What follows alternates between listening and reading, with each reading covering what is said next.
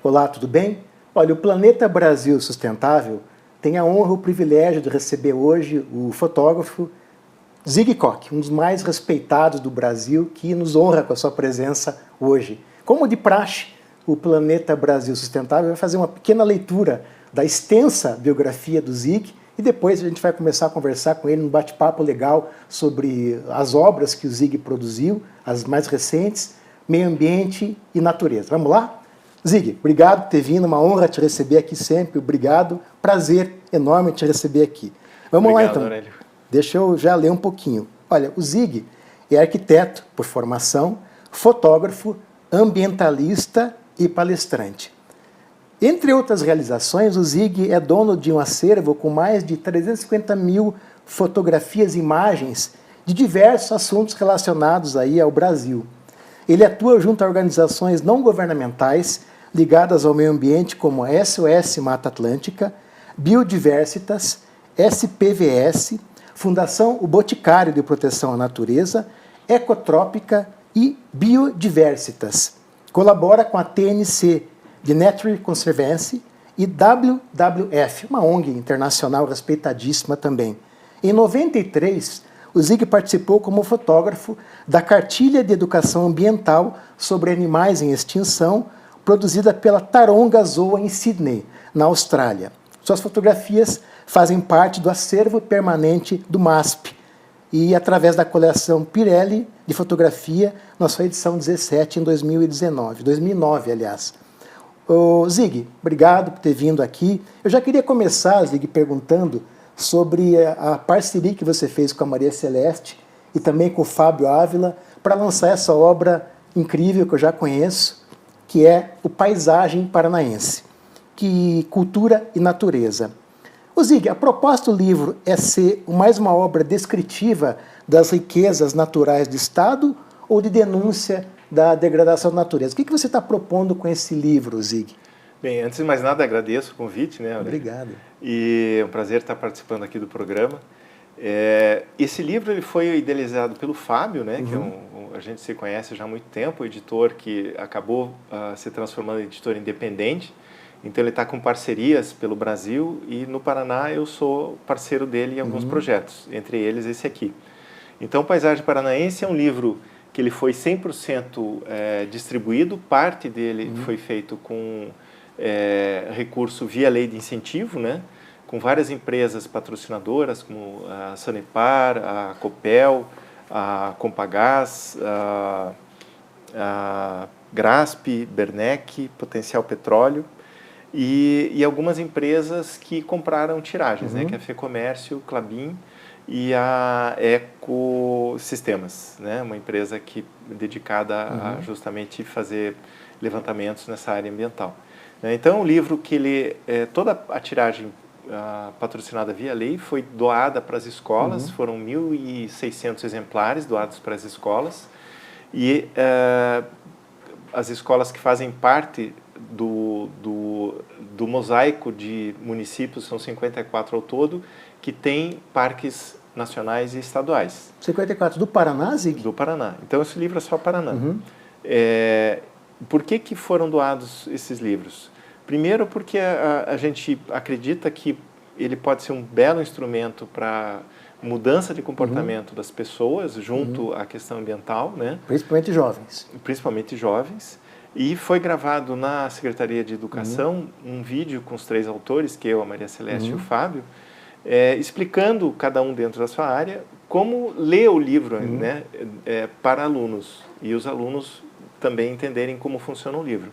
Então, o livro está separado em 3 capítulos. Né? O primeiro deles é as paisagens, começando com a descrição do Reinhard Mack, né? Que foi um geólogo muito importante no Paraná, que descreveu o estado de leste a oeste, fazendo um corte.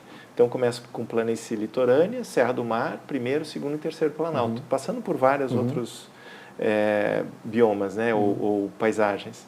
E aí a gente faz essa descrição. Então, no livro, sempre são textos relativamente pequenos, mas com muita informação, textos bons de ler e com muita ilustração. Então, estimula a pessoa a querer revisitar o livro e, ao mesmo tempo, a reler o que ela já leu.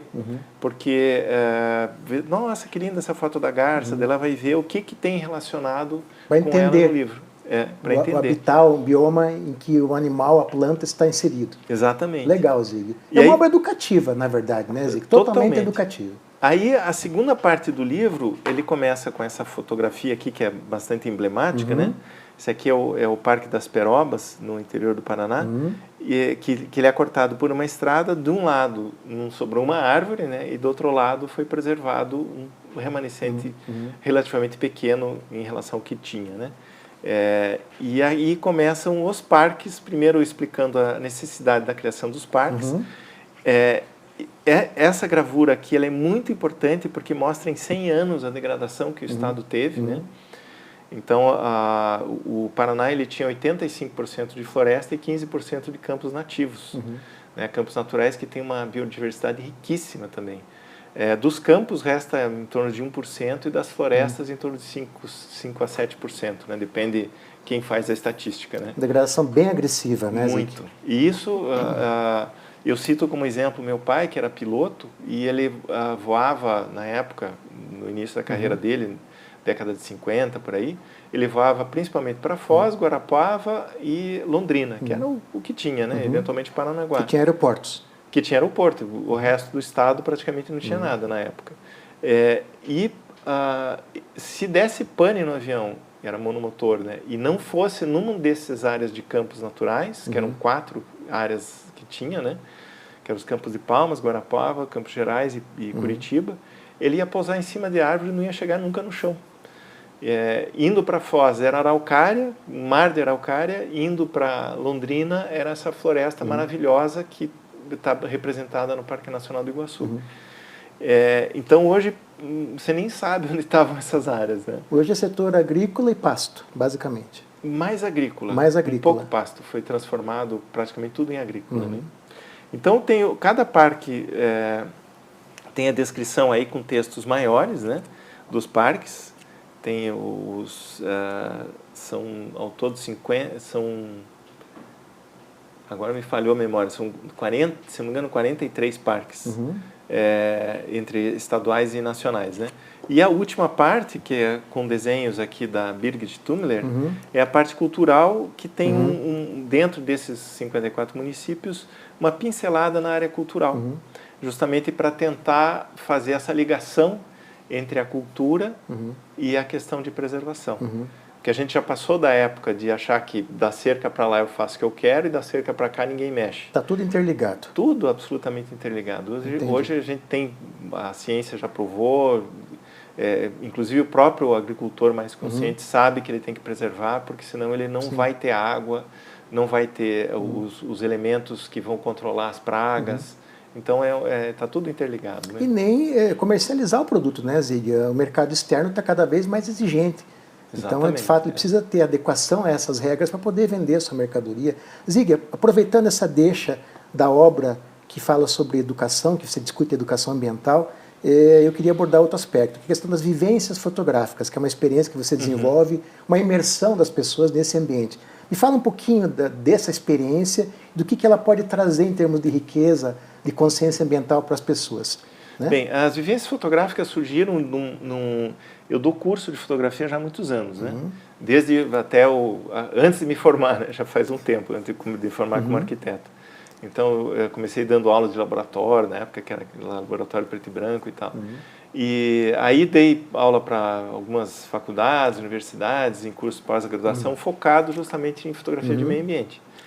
E a partir de 2000, se eu não me engano, comecei a dar de uma forma um pouco mais sistemática e percebi, sempre com aula prática, percebi que algumas pessoas queriam mais teoria e outras mais prática. Aí eu separei, na época, né, em 2 grandes focos nessa área educacional focada em fotografia. Um que era um curso mais extenso dentro da fotografia, né, na Escola Portfólio, que é de um grande amigo meu, e outro que eu criei o nome de Vivências Fotográficas, que hoje até bastante gente está usando. É um nome bacana, sim, né? Sim. Porque ele não é um curso propriamente, apesar de ter curso, não é um workshop propriamente, porque você está viajando e tudo mais. É uma vivência, algumas pessoas vão só com o celular, inclusive. É uma imersão, né? É uma imersão. Sim. E aí tem algumas, por exemplo, de onça, né, que isso aqui é 2019, eu tive também em 2000 o ano passado, né, 2022. Então são grupos, normalmente viagens que variam entre 4 dias e 2 semanas, depende, claro, o tipo de viagem, né? E elas viraram livro também, né, Zig? Viraram livro. Tem esse livro Pantanal aqui, esse aqui. Você trouxe 2 para nós, mas tem mais coisa por aí. Tem. Esse aqui, Pantanal, que conta um pouquinho da minha história com o Pantanal, que começou em 85, né? Então tem aqui, começou com um grande amigo meu, que infelizmente já faleceu, o fotógrafo Haroldo Paulo Júnior. Fui com ele para o Pantanal, a gente ficou 1 mês mais ou menos no Pantanal, e ali me despertou essa questão para fotografia. Na época eu ainda exercia arquitetura, né? E aí eu falei, não, é isso que eu quero fazer. E você mergulhou nesse projeto? Mergulhei totalmente. Aqui nesse outro livro tem uma coletânea de algumas vivências fotográficas, né? Sim, em 2012 que eu comecei a fazer vivência fotográfica de uma forma mais sistemática, né? Então a gente foi desde Patagônia, a ver a aurora boreal, o Chile, Bolívia. Então tem um vasto material aqui e muita coisa do Brasil. Aí você pegou também a América Latina, né, Zico? Muita coisa da América Latina também, né? Também. E agora com a pandemia a gente está retomando, né? Porque ficou 2 anos aí meio parado. Aí, por um lado, para mim foi interessante, porque como eu dava só cursos presenciais, né? Eu ia na sala de aula, fazia a teoria, né, vamos dizer, mas sempre falando e desenhando e mostrando o equipamento, né? Às vezes mostrando no equipamento dos alunos mesmo, né? E fazia a projeção e comentava os slides que eu estava projetando, as fotos que eu estava projetando. E na pandemia eu passei a fazer isso de uma forma como se fosse um livro em PDF. Então cada aula tem tudo detalhado. Então a pessoa no final da aula recebe o PDF, né? Então eu adotei essa sistemática de uma forma... Para manter o projeto. Para manter... Então, conforme a aula, eu adapto o que eu tenho e crio coisas novas, né? E entrego para os alunos o PDF, para o aluno ficar com aquilo para estudar, né? Bacana.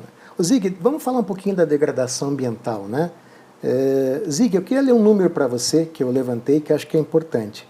Uma operação coordenada pelo Ministério Público do Paraná apontou que 4,2 mil hectares de floresta foram devastados ilegalmente no estado em 608 áreas da Mata Atlântica em 2022. Esse foi um aumento de 100% em relação a 2021.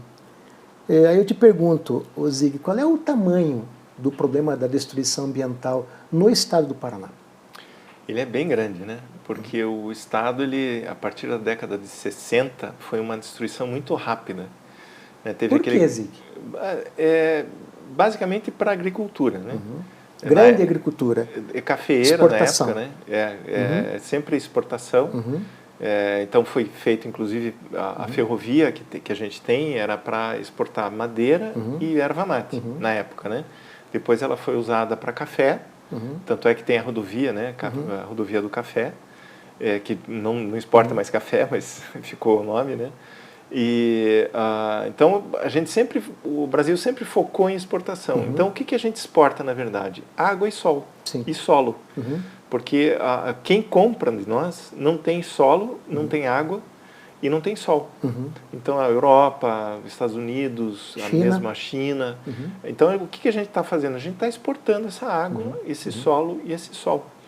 Então que ótimo, né? Que está entrando divisa e tudo mais. Porém, há um custo muito alto, né? Então a gente praticamente não tem mais rio. Eu ia quando era criança, ia para o Rio dos Papagaios.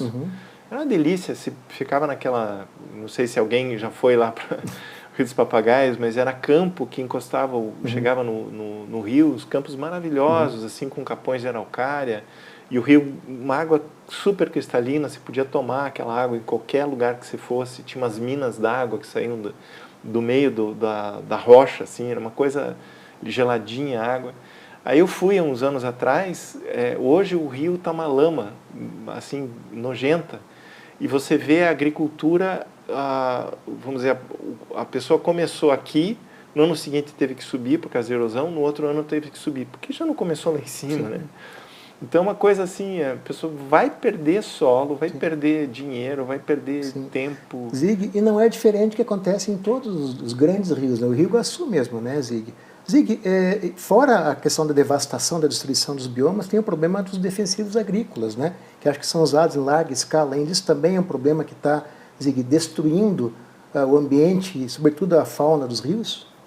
O agrotóxico, ele realmente é um problema. Existem pesquisas que indicam que pode ser usado ou menos, ou mesmo em alguns casos não usar, né? Ou defensivo biológico, né, Zig? Exato, com defensivo biológico.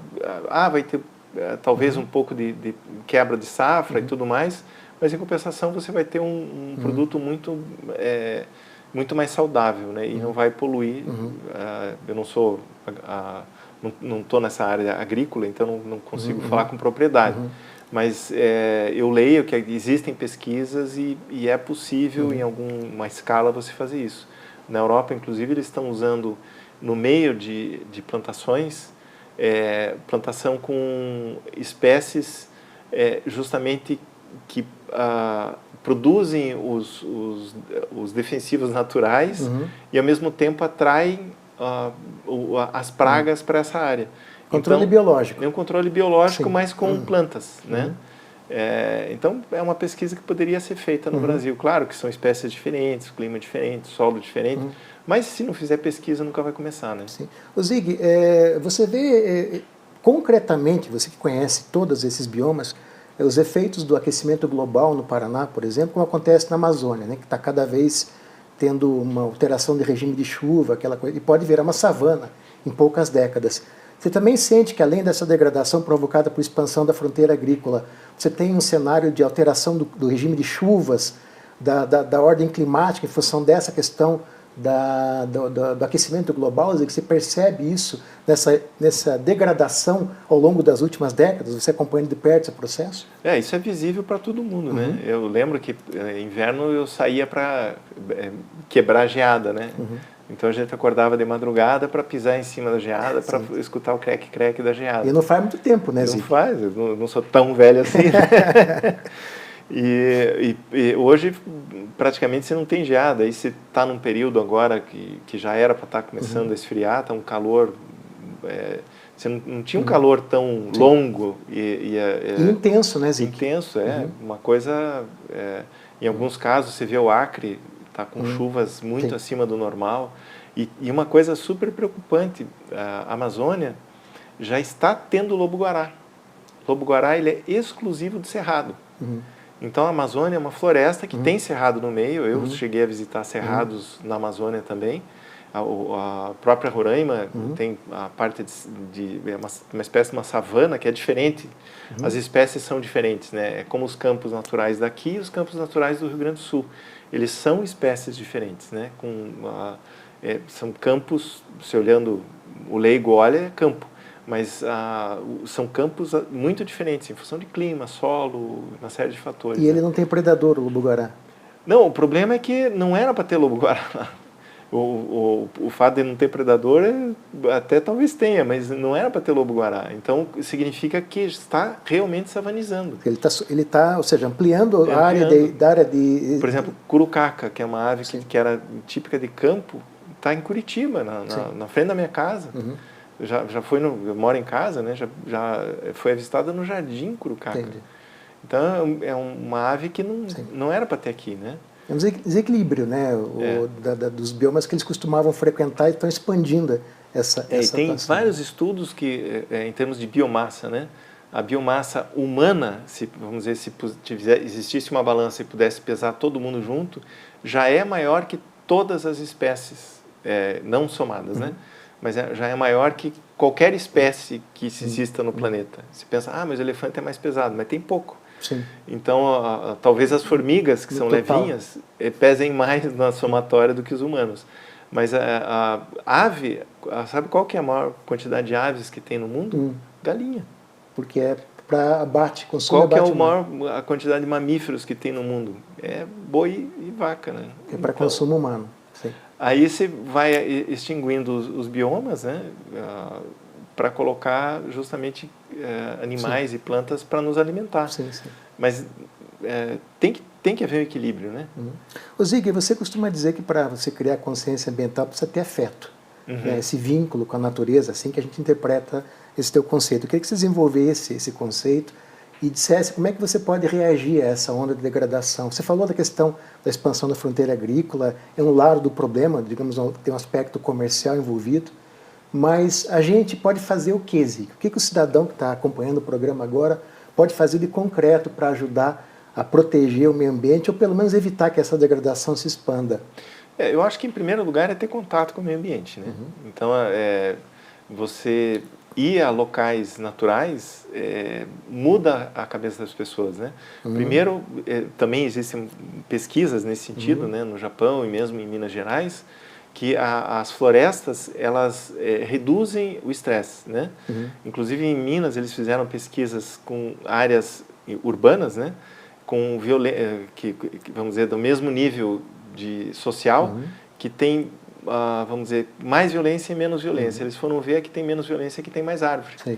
Então uma coisa assim, a árvore por algum motivo que a Relaxa gente não consegue explicar, porque se pensar o seguinte, né, a nossa espécie tem algumas centenas de milhares de anos.